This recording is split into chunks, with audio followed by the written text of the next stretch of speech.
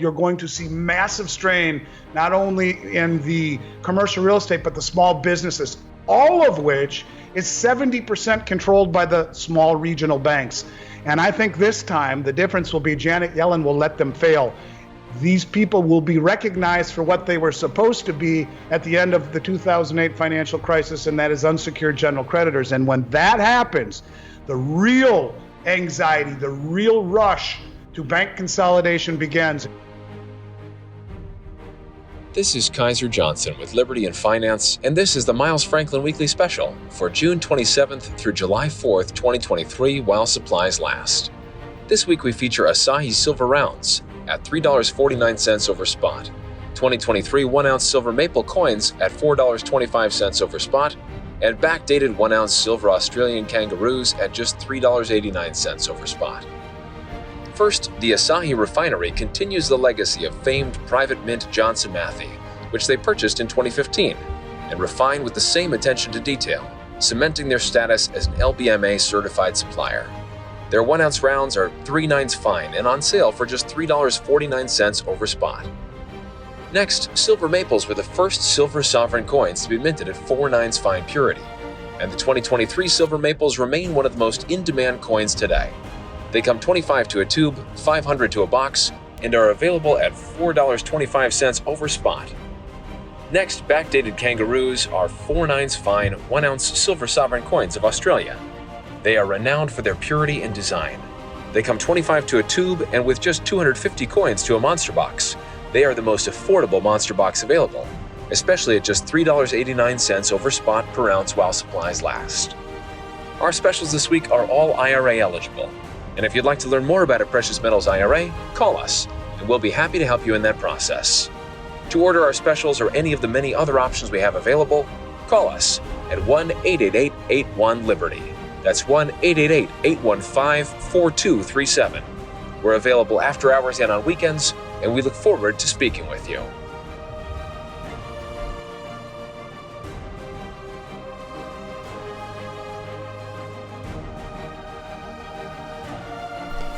Welcome back to Liberty and Finance. We're always delighted to have this returning guest. Andy Schectman is the CEO of Miles Franklin Precious Metals. He joins us for this weekly market update, and it's Tuesday, June 27, 2023.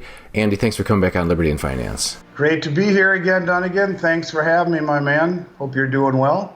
I am continuing to heal and mend every day, as are you, it sounds like. So we've been getting calls from clients asking how we're both doing so and telling us their stories as well. So anyway, great to have you back. Glad you're back in the saddle. It's good to be back. Yeah, absolutely. You never realize how important your health is until you start to lose a little bit of it. So yeah, it's good to be back, and thanks for having me as usual. We look to you for insight into both the internals of the precious metals market, supply chain, supply-demand balance, premiums, prices, availability, all that. We'll hope to hear from you, the highlights of that, as well as your macro view of what's going on in the world economy and financial edifice that affects people's decisions, but also countries' decisions on what they're doing financially to protect themselves from what's coming ahead. Can you give us your latest research on what's going on in the big picture that we should be aware of, what the big money is doing, so we can follow suit in our own modest ways? For sure. You know, Dunnigan, when I started doing these with you 3 years ago, the pursuit of information was something that it was constant, but the turnover of information was something that we didn't see as rapidly unfolding as it is now. And, I do other shows each week, not just yours. And it's important for me to follow a narrative. And I started that with you by calling it a linear progression of events a few years back. And the speed at which these events are progressing is becoming startling. And I have, a half a dozen or even more, 10 items just since last week that caught my attention that all fit the same narrative that we've been talking about now for quite some time. And I want to just go through them because I think it underscores how fast things are changing. And I want people to understand that the narrative that I follow, this path, is still the same path that we're on. But what is startling me is now every step we take is different than the one preceding. And what used to be months between events is now days or even hours. So let's just start with a few things. We learned that Egypt is planning to drop the US dollar in bilateral trade agreements with several member states of the BRICS groups, specifically looking to use local currencies to pay for imports from India, China, and Russia, and South Africa. And each one of these steps, each one of these pieces in the Jenga tower that keep coming out against the U.S., against the Western hegemony, is another piece that ultimately leads to a Rubicon stepped over, a massive change in the global hierarchy. And I think, look, the news of Egypt making these changes comes on the heels of the announcement on June 14th where Cairo has officially applied to join the BRICS. We talked last week a little bit about how Japan bought Russian oil above the $60 capped Western sanction level, paid almost $70 a barrel. We're seeing our allies begin to move in the other direction. And I think it's really important, just once again, to mention what happened with Japan, because we're continuing to see our allies move in the other direction. One thing that caught my attention was reports that Iran is working alongside Saudi Arabia, the United Arab Emirates, Qatar, Bahrain, Iraq, and Pakistan and India to form a naval alliance to boost security in the northern Indian Ocean. This goes hand in hand with a new, and I talked about that about 2-3 weeks ago, but there was a new announcement that just came out this week that BRICS are developing an optical fiber submarine telecommunications system that would connect all of its members, and it's being developed under the name BRICS Cable. Obviously, the motivation for this is to keep the United States from spying in their national security agency on any messages, the traffic that are carried through the existing cable networks that are lined up through the bottom of the ocean. And so when you talk about these countries, a lot of the things that we'll see here are either allies of ours in the past or countries that we've had issues with, as we'll see in this case, Iraq in particular, and to a much lesser degree, Pakistan. But you'll see Saudi Arabia, the UAE, they were always on our side, Qatar, Bahrain, Iraq, Pakistan, India, to form a naval alliances and a new form of communication, again, all of it to sidestep the Western interference. These are little pieces that in and of themselves do not have the consequence, but when you put them all together, you can see they are working overtime. It's like watching a bunch of ants build an anthill, and the frenzy, craziness that's happening, yet it has a great coordination to it. We just saw on June 14th that the Chinese government announced a strategic partnership with the Palestine Authority. Here again, working with people who the U.S. has issues with. And this was during a 4-day visit with President Mohammed Abbas. He came to Beijing and talks with Xi Jinping, and they are striking an alliance. Pakistan just paid for its first imports of discounted Russian crude oil in Chinese yuan. And I think it's important to note this is a way for them to not only show the West that that their sanctions aren't going to deter them, but also paying for it in yuan instead of dollars is I think, a stance showing the West whose side that they are ultimately leaning towards. And when you remember, when you are if this is being paid for on the Shanghai exchange, the energy exchange, they could at any point, any of the counterparties who accept the money in yuan have the ability to immediately convert it into gold on the Shanghai Gold Exchange.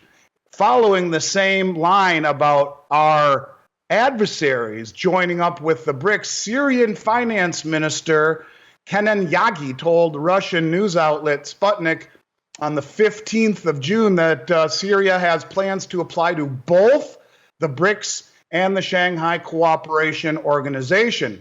And it's also opening up a branch of Russia's Silver Bank in their country. So here again, these countries are choosing sides. These are countries that the West has had problems with. The BRICS are welcoming them with open arms to a new system. And that rallying cry is really working.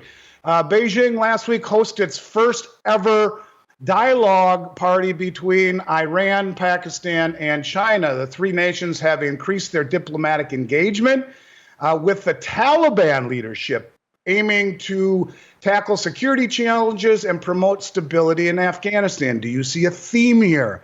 They are cozying up with the countries we have had problems with. And here again, more and more and more and more countries. And to my point, by January of this year, 151 nations had already signed up to the Belt Road Initiative. That is no less than 75% of the world's population and represents more than half of the global GDP.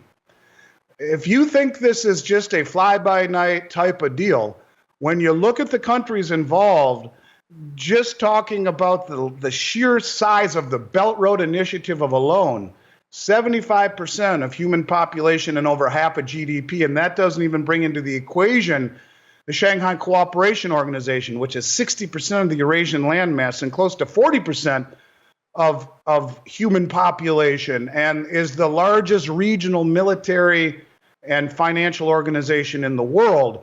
And you're seeing countries join on to the Shanghai Cooperation Organization, BRICS, the Belt Road Initiative, the Eurasian Economic Union. You are talking the majority of human population that is rallying against the Western hegemony. There are a few more things to talk about. We saw the IMF came out and said they are working on a global central bank digital currency platform.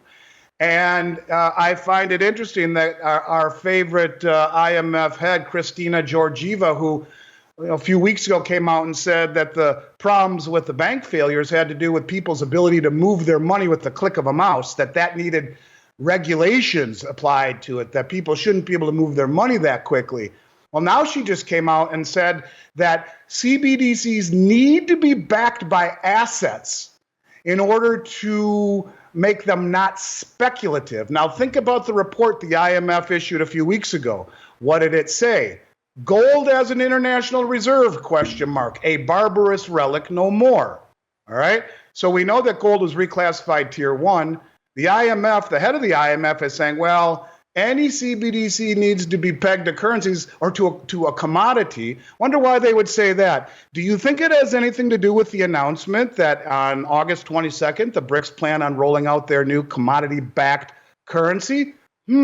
I wonder. Maybe, maybe not. I'm not sure. But nonetheless, this is coming from the IMF. This is the second most powerful bank in the world, and it is something to certainly not take for granted. I want to give a shout out to the Gold Telegraph. They are a Twitter channel that has information, I don't know, second to none, and I think they deserve a shout out. And they talked about a report that I remember very vividly, but have forgotten about. And the report is quite interesting. It was written in 2010, and it was released at the United Nations Conference on Trade and Development. And the report at this point advocated abandoning the U.S. dollar as the primary reserve currency, which, by the way, is also, as we've talked about, the general thesis of Jared Bernstein, the head economic advisor to President Biden, relinquishing the dollar as world reserve in his mind because of the distortions and economic imbalances that it creates. Well, the UN says the exact same thing in 2010, and they said the report proposed a global reserve system based on a basket of currencies rather than solely depending upon the US dollar. Well, again, does this sound familiar with what we are seeing with the BRICS and now what the IMF is talking about? And their objective in the report was to create a more stable and predictable international monetary system. Well, maybe that's why Christina talks about pegging it to commodities, because we've seen with cryptocurrencies, if you don't peg it to something, in the case of Bitcoin, you can use it to buy a pizza, and by the time you're done eating it, you could have bought a Rolls Royce with it. Now, I'm being somewhat tongue-in-cheek, but what it talks about is the volatility found in things that are not pegged to something. And so I think this is following a hand, like a hand in glove, what we've talked about for several years, that gold, because of its reclassification, because of its repatriation, because of its massive acquisition, the most ever in the last 18 months by the central banks, tells me it's gonna be pegged to a new system. Come hell or high water, it's the only way anyone's ever going to drink the Kool-Aid ever again. And we are witnessing right now a swift development of central bank digital currencies. In fact, 114 countries representing 95% of global GDP are now exploring CBDCs. And you have the IMF talking about this new platform for central bank digital currencies to enable transactions between them. Well, they're a little late to the party because the folks in Asia, in particular, I believe it was Hong Kong, I think Singapore and the United Arab Emirates, developed what was called the M-Bridge. M as in Mary. The M-Bridge does the exact same things that allows central bank digital currencies to communicate with one another, to trade freely. But the difference between the M-Bridge and what the IMF is talking about is that the M-Bridge sidesteps the Western clearing system. It sidesteps the SWIFT clearing system. Any way you look at it, we could argue that there is a crypto revolution at hand, and it's been around us for several years right now. But the volatility that we see in cryptos is something that will only be mitigated by pegging it to something like gold. And this explains to me a lot of the actions that we've seen with the central banks. We've talked a lot about the BRICS summit in August, where they're expected to issue a new reserve currency, and you have them already advocating local currencies in global trade, CBDCs. But the upcoming reserve currency, I think, will be a way for nations to really protect themselves from sanctions. We talked a little bit about, and for those that didn't hear, Janet Yellen warning a few weeks ago there would be a slow decline in the US dollar as the world reserve currency. And if we look at the dollar's share in global reserves over the last year, it dropped at 10 times the average speed over the past 2 decades. These things are starting to happen. Not only are they happening, you can see the periphery, the talk about it, and all of the pieces, little by here, but the Navy here, and the cable underneath the ocean here, and this and that, and it's all coming together. And that's what I'm getting at, is all of these pieces drive you crazy trying to keep track of it. Take a step back and put them together. Holy crap, they are building something real. We need to talk a little bit about, last week we talked about the Newmont mine, the second largest mine in the world, the Pensaquito mine, and how they shut down because of labor dispute, where the folks wanted basically a double the return from 10% to 20%. Well, that hasn't changed, but what has changed is that Newmont just announced force majeure on a good portion of their contracts from the output of this mine. This mine was supposed to produce over 200,000 ounces, metric tons rather, of zinc, and over 80,000+ tons of lead. And because of this, they are not able to meet their contractual obligations.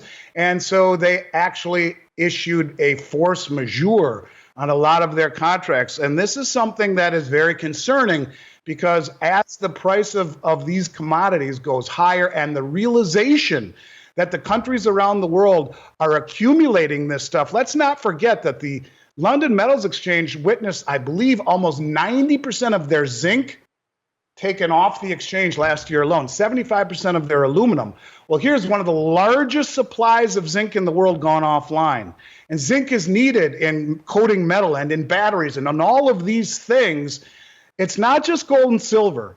It's everything industrial needed and strategic needed to build a new system. And we are watching these things start to not only evaporate, but we're seeing countries, I think, coming to the conclusion that, hey, maybe we need to think about nationalizing our stockpile of these strategic assets. Just a couple more things to talk about here. See what I mean? There's so many things that keep happening. It's crazy.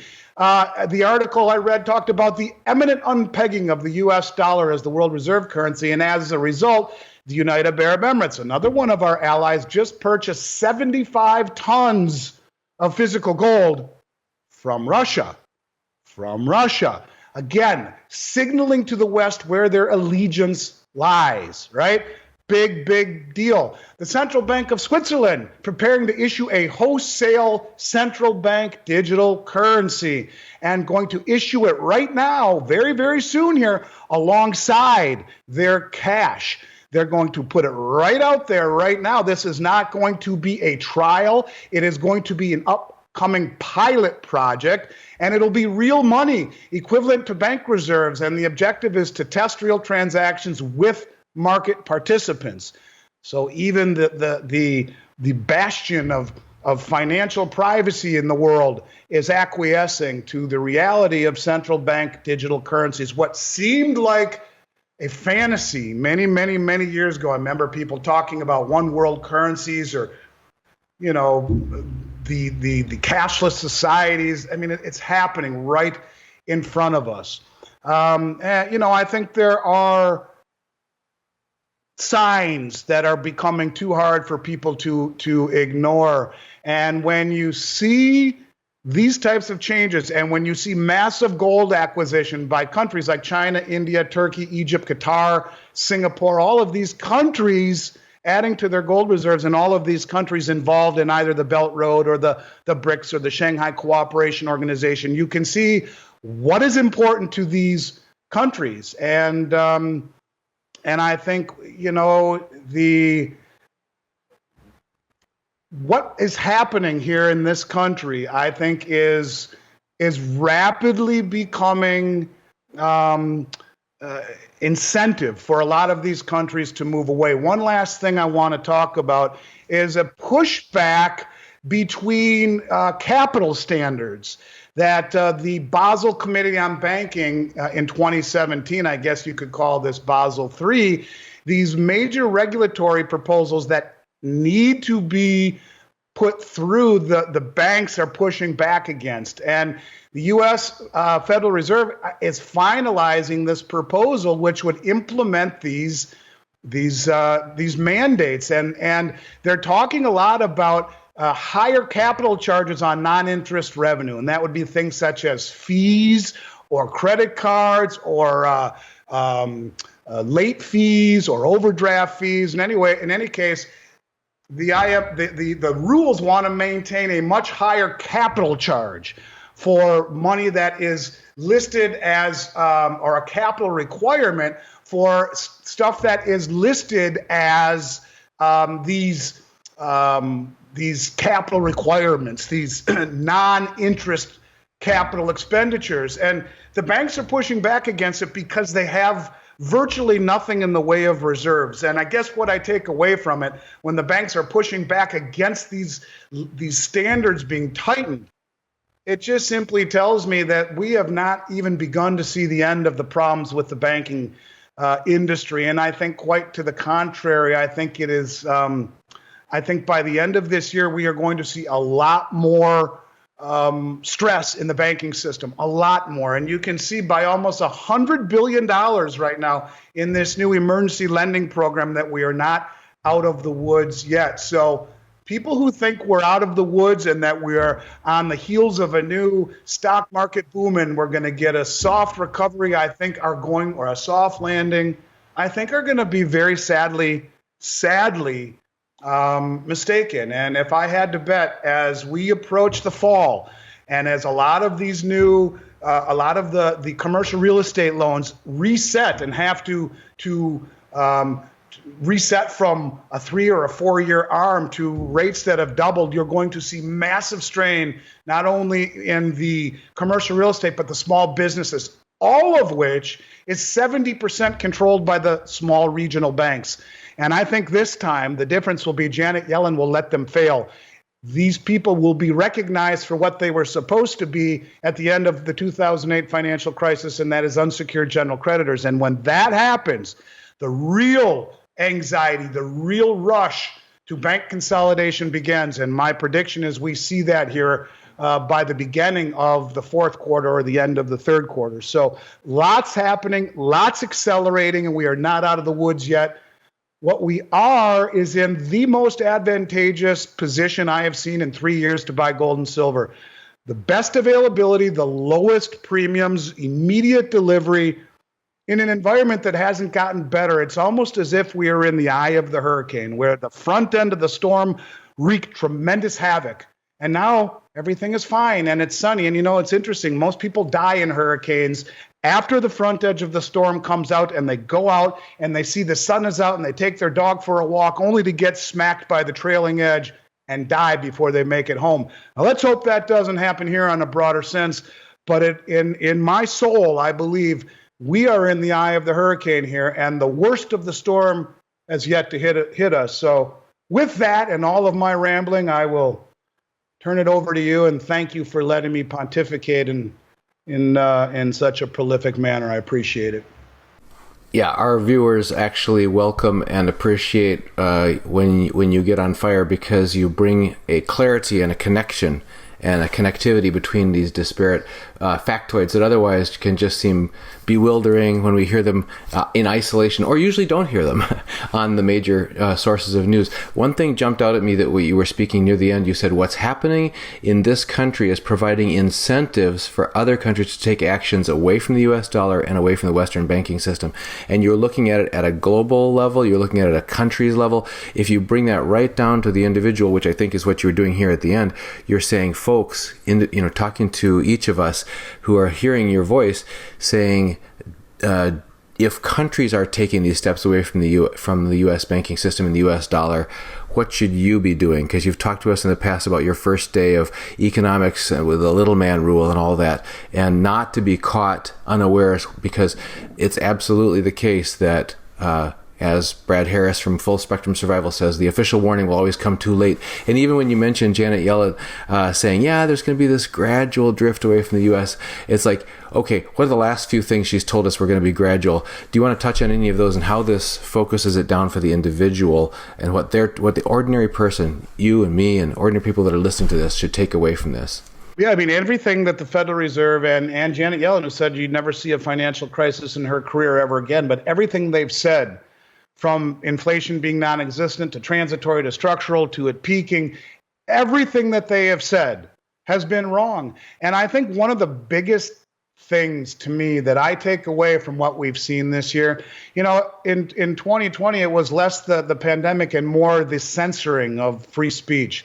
And in 2022, to me, more than anything, it was the way we turned our back on our allies, the leaving Afghanistan in the fashion that we did, and the weaponizing of the dollar, which really was the game changer. And for me, this year, what it is, more than anything, if I were another country, one of the things that always, I think, endeared the United States to the rest of the world was its rule of law and its justice system. And I don't think you need to be a Republican to believe that there is a two-tiered or maybe even a three-tiered justice system where the justice is not being applied equally. And I think that is a really big incentive for countries who are already upset with the weaponizing of the dollar, the mismanagement of the world reserve currency, to really, I think, pull up tent and remove their affiliation with the West. And you can see that with our allies. When you see Macron actually ask for admission to the BRICS meeting, when you see Mexico and Egypt and Turkey and Saudi Arabia, our allies, formally apply to the BRICS, you can see they are pulling away from the West. And all of these things that we are continually doing lead into my belief that, was this planned? Was it planned? I don't know. I mean, Lael Brainerd doesn't want the banks. You can see they've certainly done a good job at lighting a fuse under the solid footing of the banking system. And well, Jared Bernstein doesn't want a world reserve currency anymore, just like the report in 2010 that was issued by the United Nations. Are we going down this path? Do they know what they are doing? Are they trying to find a villain? Do they think we've gone too far and there's no way back? I don't know. But what it does tell me is that the things that we see are very real, and I think the rest of the world really sees it much more clearly than even the people in this country do. A lot of the people who are so far to one side, it's created division and a polarity and a divisiveness in this country that only makes things worse. And I think it's kind of every man or woman for his or herself right now. So that means doing all you can to protect your family. And, again, trying to be objective, trying to poke holes in what I'm talking about. The biggest money in the world, who is closest to the information, is increasingly not only accumulating their acquisition of metals, but they are continuing to distance themselves from the exchanges, pull it off of the exchanges. To me, that betrays all price action. And when the most sophisticated and well-informed investors on the planet continue to do this, not just the central banks, but the commercial banks and the family offices and the sovereign wealth funds, that's all I need to see. And I think the end result, speaking in probabilities and using mathematics and economics as my guidepost, I don't think we've seen anything yet. And if I had to guess, just like we've said before, little by little, then all at once, these things, I think that all at once moment is going to come closer to the election than people would think. I think we're getting closer to that moment where these countries are going to have to really put their stake in the ground and be very forthright about what their intentions are. Now, we're not quite there yet, but at the speed at which these things are increasing, and when Jim Rickards comes out and says they are going to do this in August and actually talked about issuing a bond market amongst the BRICS countries, a gold-backed currency, as he talks about, with a bond market. And that is the one thing that a lot of people will push back against the dollar losing its reserve status, is because of its bond market. Well, if you have all of these countries, which are going to represent the majority of human population, buying into their bonds to support the bond market the way we did buying war bonds and build our bond market, at World War II, then all I got to tell you is that the dollar is in really big trouble. And that's what Jim Rickards is warning the world. And hey, I'm right there with them. So one way or the other, things are going to get very interesting. And I think it will all start to really unfold here as we get closer to the election. So right now, when I tell you it's the best value and availability that we've seen in 3 years, I'm dead serious. And if you think things are going to get better, forget I said that. If you think things are just beginning, then this is the time to act right now. What special do you have this week so our guests can take advantage of it, our viewers?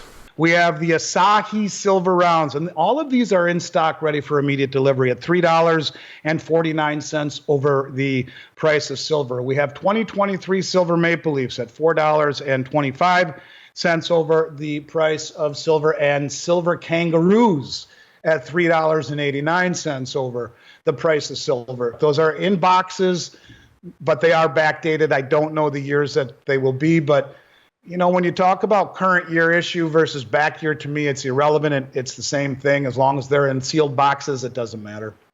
We're grateful, Andy, always for you bringing forward these specials. I know how hard you have to dig to find them at these times when there's a lull in the storm. And just to corroborate your statement about the best prices we've seen in some tile, I remember about 6 months ago, we had the Canadian Silver Maple Leafs at $6.99 over spot, and that was the best we'd seen for a while on those at that time. This 4.25 has really got my attention.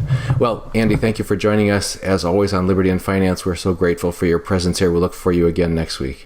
I find it cathartic. You let me ramble, and I appreciate it. I just want you and everyone to know out there how sincere I am about what I'm seeing, and the acceleration of what I'm seeing has really got me concerned. And, when we started this, it was 1 or 2 topics or 3 topics in a year. Now we're getting 1 or 2 or 3 in a day. And I have a real strong feeling that there'll be 5 or 6 or 7 or 8 more to talk about next week. But I thank you for allowing me the opportunity to talk to you and your fantastic listeners. And I'll look forward to picking up where we left off with, I'm sure, a lot more to talk about next week. And in the meantime, I hope you and everyone else out there has a great rest of your week. Thanks, Andy. Same to you. Miles Franklin Precious Metals is one of America's oldest and most trusted bullion dealers. Miles Franklin is A+ rated and accredited by the Better Business Bureau, licensed and bonded, and has 0 complaints ever registered. Here at Liberty and Finance, we are licensed brokers with Miles Franklin.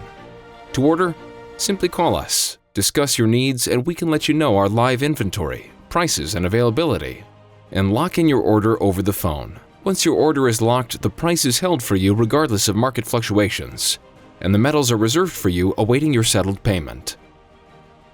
Within 1 business day of ordering, you will receive an email invoice detailing the order and payment instructions. Miles Franklin accepts payments by bank wire, ACH or electronic check, money order, check mailed priority mail, and cryptocurrency. The fastest forms of payment are bank wire and cryptocurrency. Upon settled payment, metals will ship out within 3 to 5 business days. You will receive tracking information via email. Domestic shipping charges are $15 for any order under 500 ounces of silver or 10 ounces of gold. For orders larger than that, domestic shipping is free. The package will be boxed, fully insured, and labeled discreetly, with no indication of the contents inside. For your privacy, the name Miles Franklin will not even be on the package. To talk to myself, Kaiser, my brother Elijah, or my father Dunnigan, call 1-888-81-LIBERTY. That's 1-888-815-4237.